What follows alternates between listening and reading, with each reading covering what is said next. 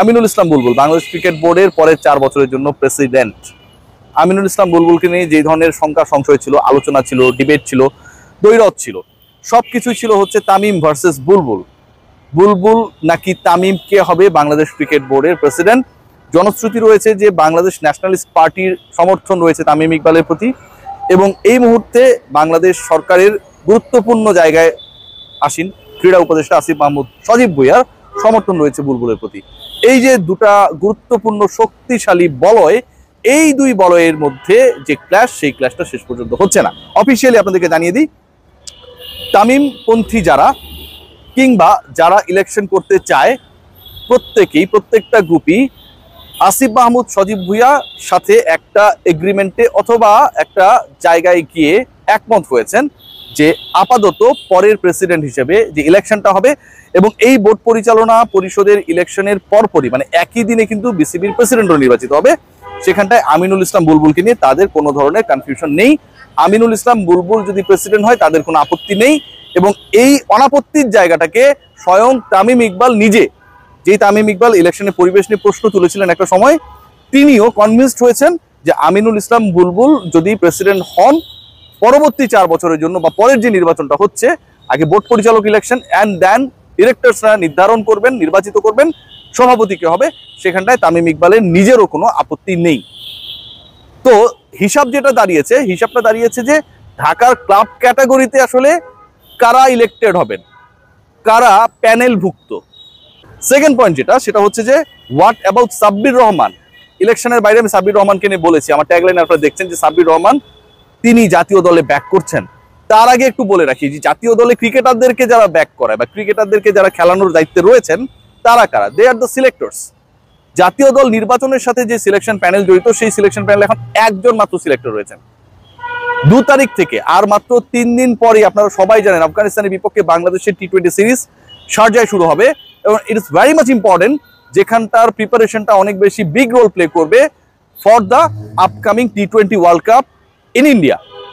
সেই টি-20 দল এখন পর্যন্ত বাংলাদেশ ক্রিকেট বোর্ড ইলেকশন নিয়ে তাদের বিশাল ব্যস্ততা ঘোষণা করতে পারে নাই। নির্বাচক আব্দুর রাজ্জাক দল নির্বাচনের চিন্তা বাদ দিয়ে আপাতত নির্বাচনে চলে গেছেন, এবং এটা আমার কাছে মনে হয়েছে কাইন্ড অফ হিপোক্রেসি। আপনি অবশ্যই বিসিবি ইলেকশন করেন, কোনো সমস্যা নেই, রাজ্জাক ভাইয়ের মতো কিংবদন্তিরা বাংলাদেশ ক্রিকেটে সার্ভ করবে, আমরা এটাই চাই।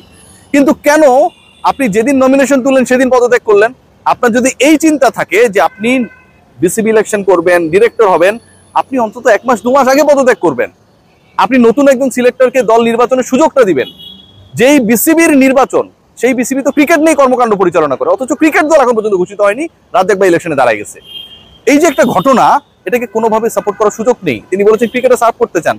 শিওর শট হয়ে যখন আপনি ইলেক্টেড হবেনই, নিশ্চিত হবার পর যখন আপনি সাথে সাথে নমিনেশনও তুললেন, পদত্যাগও দিলেন, এটা রাজ্জাক ভাই আপনার সাথে যায় না। আপনি অনেক ভালো মানুষ, I am very much convince যে আপনি আমার এই বক্তব্যের সাথে এগ্রিড হবেন। আপনি এটা করতে পারেন না, পৃথিবীর কোনো অফিসেও এটা সম্ভব না। এই ধরনের কেউ যদি দায়িত্ব ছাড়ে তাকে পেনাল্টি করা হয়, আর কেউ যদি টার্মিনেট হয় তাকে পেনাল্টির যে ক্ষতিপূরণ সেটা ওই প্রতিষ্ঠান দেয়। বাংলাদেশ ক্রিকেট বোর্ডে ইলেকশনের উপরে এই মুহূর্তে কোনো কিছু নেই। সাব্বিরকে কি আপনারা সিলেক্ট করেছেন কিনা? আমি কেন সাব্বিরের ডিসকাশনটা করছি, বিকজ বাংলাদেশের টি-20 সাইডে কিছু পরিবর্তন আসছে। এই দলের সবচেয়ে বড় জায়গা সেটা হচ্ছে ক্যাপ্টেন হিমসেলফ। আপনি যদি বলেন বাংলাদেশ দল থেকে এই মুহূর্তে কাকে বাদ দিলেও খুব বেশি ক্ষতি হবে না, অথবা পারফরমেন্স ওয়াইজ কে বাদ করতে পারেন, আমি মনে করি জাকের আলী অনেক বাদ পড়ার মতো একটা অবস্থায় রয়েছেন।